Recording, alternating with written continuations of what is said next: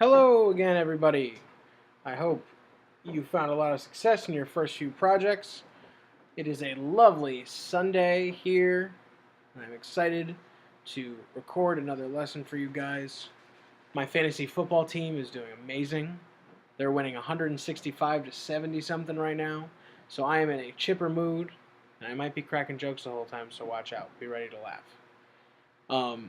My Giants had a great Sunday, and they they did lose, but their performance looked promising, and my boy Saquon Barkley scored a wonderful touchdown.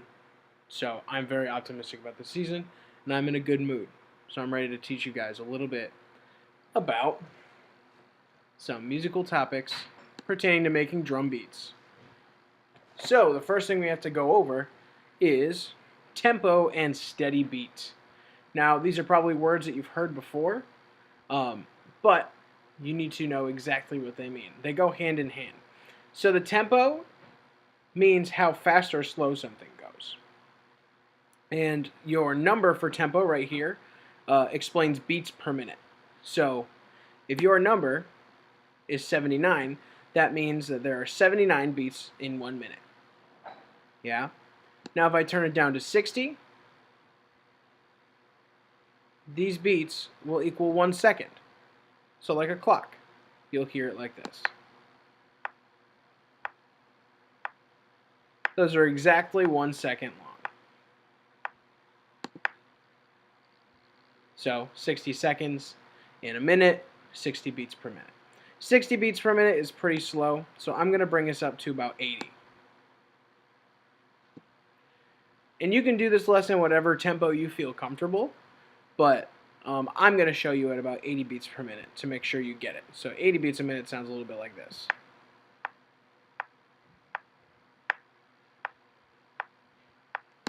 Cool. Easy to count along to.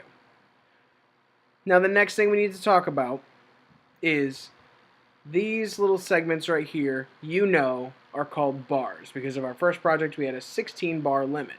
Yeah, but they look like bars, so they're called bars. Easy, easy, easy. Now, in each bar, I'm going to zoom in a little bit here, there are 4 beats. And these little lines here show where each of those beats begin. So right here is beat 1, 2, 3, 4. And this line starts the second bar. So if I was counting along with these bars, it would go like this. 2, 3, 4. 1, 2, 3, 4. 1, 2, 3, 4. 1, 2, 3, 4. Cool. Simple and easy as that. Now this tool right here is called a metronome, or some people refer to it as a click. Sometimes you'll hear it as a click track if you're recording a lot of different things. You can turn this on or off. I want you for this project to have your click track and your metronome on. Yeah. So if I play this with no click or metronome on, there's nothing telling me where the beat is. But if I turn it on,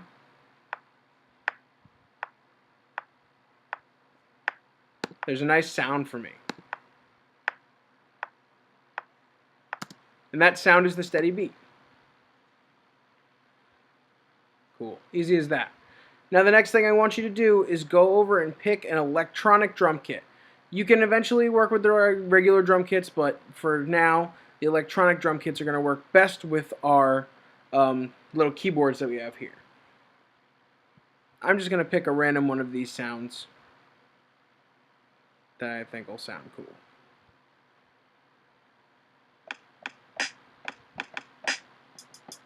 Cool. Electro bump sounds cool enough for me.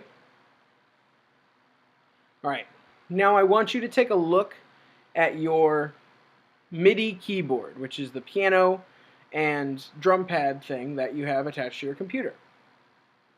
On this today in our lesson, we're going to be using the drum pad part on the top. And you'll see all the pads are numbered, pad 1 through 8. It's going to be very important that you know where each one of those pads is, because I'm going to label each one for you. The first thing you need to do after you pick your drum sound and you turn your metronome on, is to switch your program on your MIDI keyboard. And you might think, okay, I have no idea what you're doing. Listen to these directions very carefully. So this is just changing your sound settings. So if you picked your drums and you touch any of the pads, you'll hear like they sound like random things. So I'm on electro bump setting and I'm hitting pad 1. Now I'm hitting pad 5. You can't really make something sound great with these drum sounds. So we're going to switch the sound setting. Alright, listen carefully. You're going to hold the button that says Prog Select all the way to the right on your keyboard. It's a black button. Prog Select. Hold that down, then you'll see pad 5 should be glowing. You want to hit pad 6, and then pad 6 should blink and then be glowing. And then you just release Program Select. So one more time on that. Hold Program Select, hit pad 6, it'll blink, and then you can let go of Program Select. Now once you do that, you can hit pad 2 and pad 6, and those are the ones we're going to be working with the most today. Pad 2 is what's called your bass drum sound. It's a low sound. Yeah. And pad 6 is what's called your snare drum sound.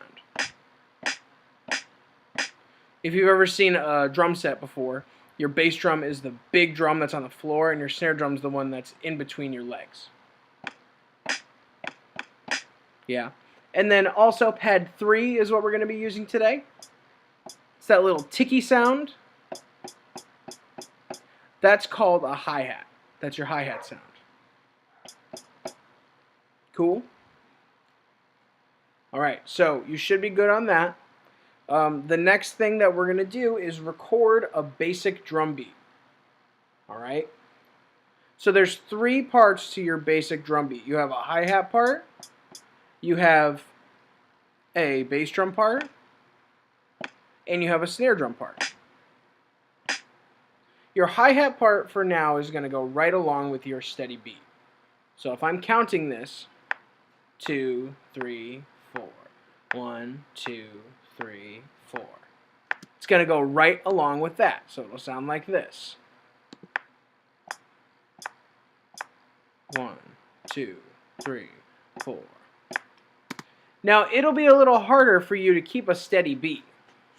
It sounds very easy, but if you try to do it for an extended period of time, it takes a lot of focus. If you start to not focus, you'll get a little off the beat.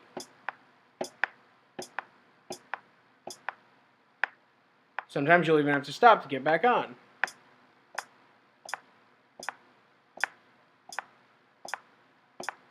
That's okay. And you don't have to be a perfect musician in this class, of course. A lot of the things I'm going to show you later on in this video will help you get rid of a lot of that human error that you're going to have because you're a novice musician, and that's okay. Alright, so the first thing we're going to record is our hi-hat part. Now, when you record, you're going to want to change your count in to 2 bars.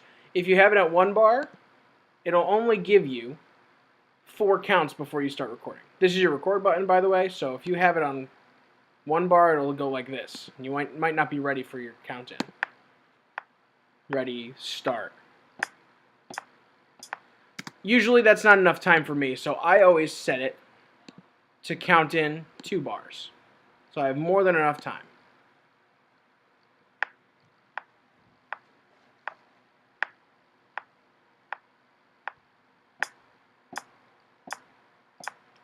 Cool? Alright, so this is what your hi-hat part's going to be. For 2 full bars, I just want you to match the steady beat with your hi-hat sound. So it'll sound like this. 1, 2, ready, go. 1, 2, 3, 4. 1, 2, 3, 4. And then you just hit your space bar where you want to stop. Awesome. So once you've done that, you're going to record your bass drum part. So what you just did on your hi-hat was on pad 3. Your bass drum is on pad 2. So switch to pad 2. Cool. You can practice this a couple times if you want. if you hit just play, it'll just play what you've done. Yeah. Your bass drum part is going to be on counts 1 and 3 of every measure, or every bar, I'm sorry. So it'll be here, here, here, and here. If you're counting out, it'll sound like this. I'll record it and show you. 1, 2, ready, go. 1, 2, 3, 4. 1, 2, 3, 4. Awesome. Now it's in there. And you can always just record and record over this track and continue to add to it. Awesome. Now the last thing we're going to record for your basic drum beat is pad 6. Your snare drum sound. That's going to be on beats 2 and 4 of every bar. Cool? So I'll show you that one.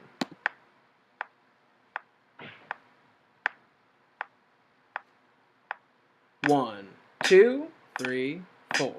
1, 2, 3, 4. Awesome. Now you can go back and listen to it.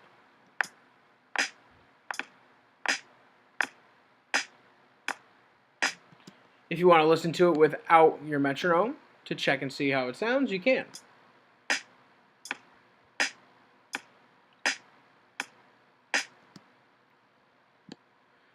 I always like to keep my metronome on. Okay.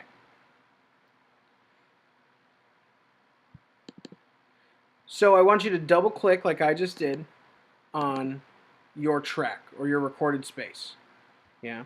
If you look really closely where my mouse is, you'll see these little bars here.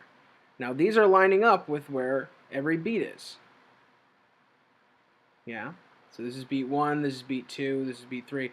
And it shows you in real time what you did and how close you were to playing this. Now remember, I'm a professional musician and mine are still off.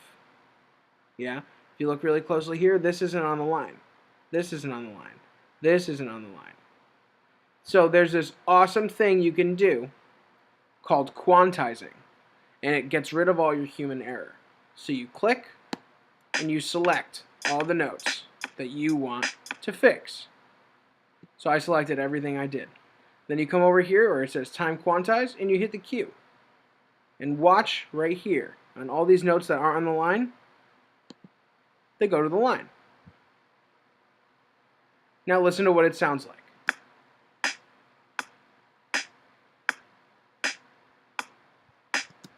A little better. Listen to what it sounded like before without the quantize. So I unquantized it right there.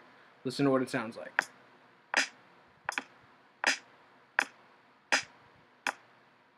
Very close, but not perfect. Here, I'll quantize it again for you. This is perfectly quantized.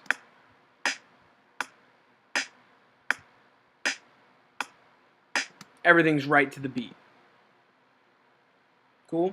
So quantizing fixes human error. All right? Now, what you need to do is practice doing all of these parts together. You need to have your hi-hat, your snare drum, and your bass drum parts all together, just like I have it here. Yeah? That's going to be one of your 2 projects for this week. You have to have at least 2 bars of your recorded basic drum beat. Yeah? So all 3 of those parts together. The hi-hat, the snare drum, and the bass drum. So this would be a completed project. Very, very easy. Very simple. But it's just to help you practice through it. And I want you to make sure you quantize it. I want you to know how to use your quantize feature.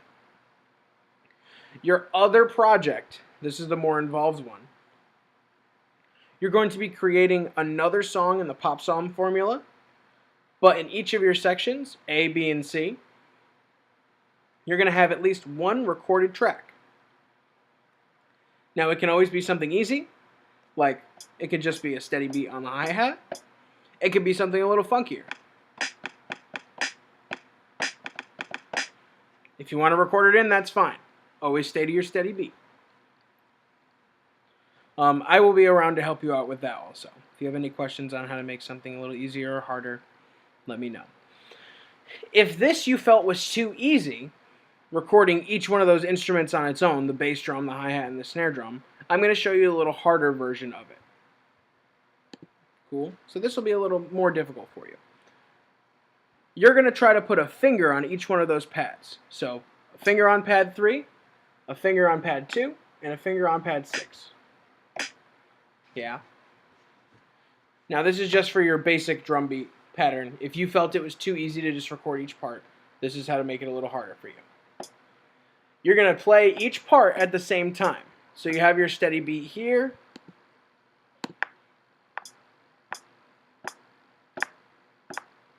Then you can try to just play them all at the same time.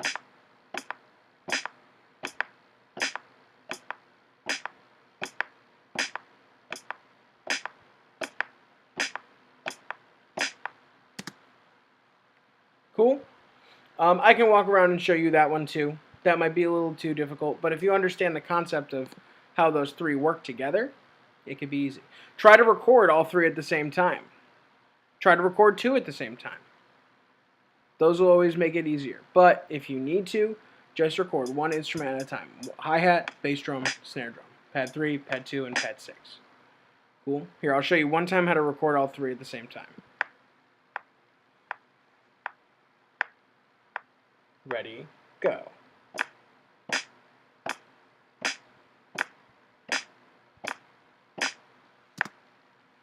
Cool? And then, of course, you can see some of them are on the line, some of them aren't. So I would quantize it. Now it'll sound correct.